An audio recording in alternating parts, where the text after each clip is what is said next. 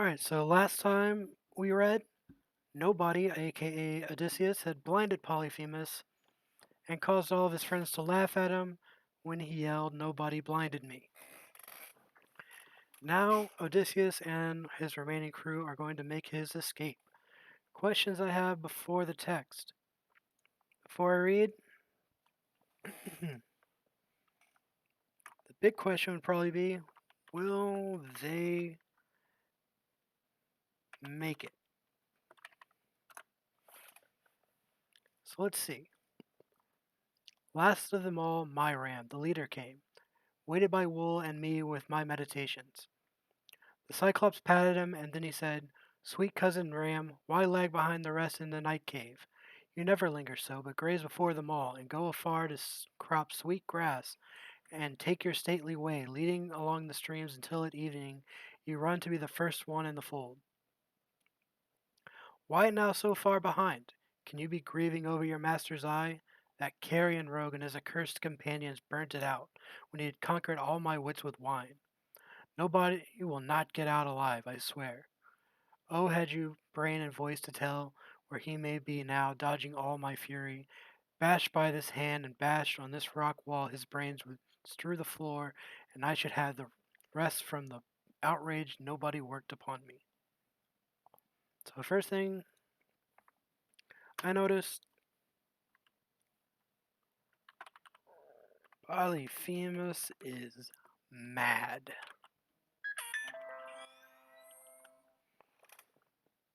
He is talking to his sheep and or talking to his ram, and he is talking about all the ways he wants to kill Odysseus, which can't really make Odysseus feel super great, but he is on his way to escape, so let's see how it goes. He sent us into the open then. Close by, I dropped and rolled clear of the ram's belly, going this way and that to untie the men. With many glances back, we rounded up his fat, stiff-legged sheep to take aboard, and drove them down to where the good ship lay. We saw as we came near our fellows' faces shining, and then we saw them turn to grief, tallying those who had not fled from death. I hushed them, jerking head and eyebrows up, and in a low voice told them, "Load this herd, move fast, and put the ship's head toward the breakers." They all pitched in at loading, then embarked, and struck their oars into the sea. Far out, as far offshore as shouted words would carry, I sent a few back to the adversary. "O Cyclops, would you feast on my companions? Puny am I in a caveman's hands. How do you like the beating that we gave you, you damned cannibal? Eater of guests under your roof? Zeus and the gods have paid you." The blind thing in his doubled fury broke a hilltop in his hands and heaved it after us. Ahead of our black prow it struck and sank, whelmed in a spuming geyser, a giant wave that washed the ship's stern foremost back to shore. I got the longest boat hook out and stood fending us off with furious nods to all to put their backs into a racing stroke. Row, row or perish. So the long oars bent, kicking the foam sternward, making head until we drew away, and twice as far. Now, when I cupped my hands, I heard the crew in low voices protesting. "God's sake, Captain, why bait the beast again? Let him alone." The tidal wave he made on the first throw all but beached us, all but stove us in. Give him our bearing with your trumpeting, and he'll get the range and lob a boulder. Aye, he'll smash our timbers and our heads together.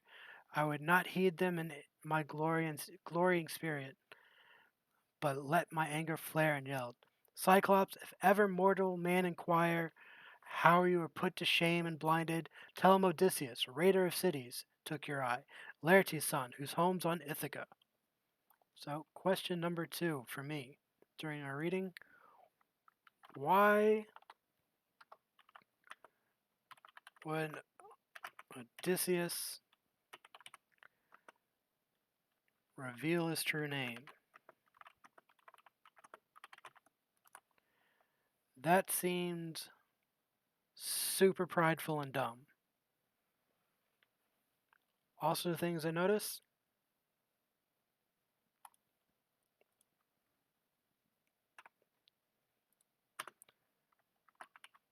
Polyphemus continues to show off his strength.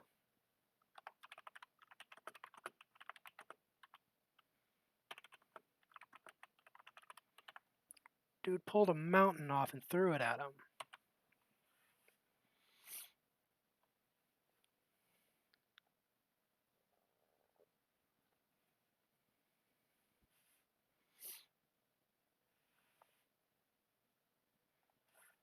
At this he gave a mighty sob and rumbled, "Now comes the weird upon me, spoken of old. A wizard grand and wondrous lived here, Telemus, a son of Eurymus. Great length of days he had in wizardry among the Cyclops, and these things he foretold for time to come. My great eye lost at Odysseus' hands. Always I had in mind some giant, armed in giant force, would come against me here. But you, small, pitiful, and twiggy. You put me down with wine, you blinded me. Come back, Odysseus, and I'll treat you well, praying the god of earthquake to befriend you. His son I am, for he by his avowal fathered me, and if he will, he may heal me of this black wound, and he and no other of all the happy gods or mortal men." Few words I shouted in reply to him.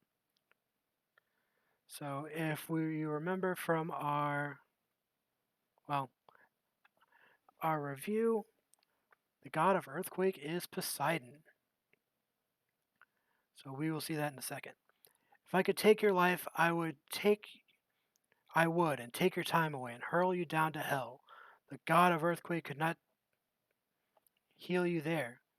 At this he stretched his hands out in the darkness towards the sky of stars and prayed Poseidon, "O hear me, Lord blue girdler of the islands, if I am thine indeed, and thou art father, grant that Odysseus, raider of cities, never see his home, Laertes' son I mean, who kept his hall on Ithaca. Should destiny intend that he shall see his roof again among his family and his fatherland, far be that day and dark the years between. Let him lose all companions and return under strange sail to bitter days at home." In these words he prayed, and the god heard him. Now he laid hands upon a bigger stone, and wheeled around, titanic for the cast, to let it fly in the black-prowed vessel's track, but it fell short, just aft the steering oar, and whelming seas rose giant above the stone to bear us onward toward the island. There, as we ran in, we saw the squadron waiting, the trim ships drawn up side by side, and all our troubled friends who waited, looking seaward. We beached her, grinding keel in the soft sand, and waded in ourselves on the sandy beach. Then we unloaded all the Cyclops flock to make division, share and share alike. Only my fighters voted that my ram, the prize of all, should go to me.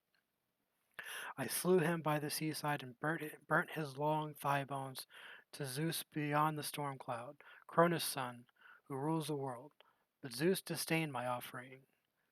Destruction for my ships he had in store, and death for those who sailed them, my companions. Now, all day long until the sun went down, we made our feast on mutton and sweet wine.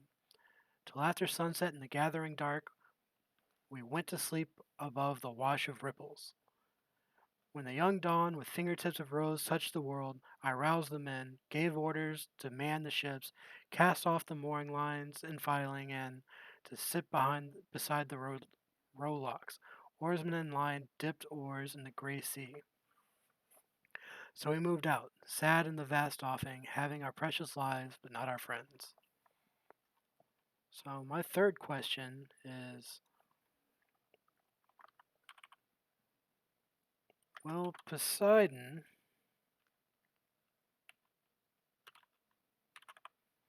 I think that's how you spell it, let me look.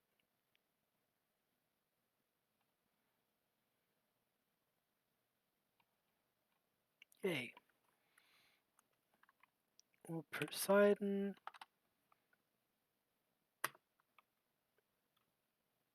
fulfill his son's curse on Odysseus?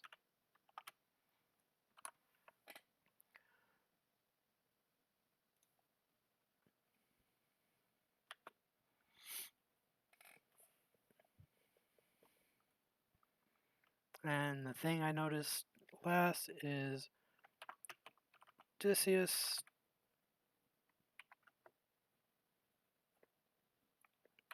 Pride may doom his friends. Perhaps I should spell friends correctly. There we go. Now, I read through the whole thing, but we've done this a few times, so you can figure this one out on your own. And again, as always, if you need any kind of help, you can always email your teacher or come to our live lessons, which are posted at the top of all your classes. So, thank you guys and have a good day, night, or wherever this finds you.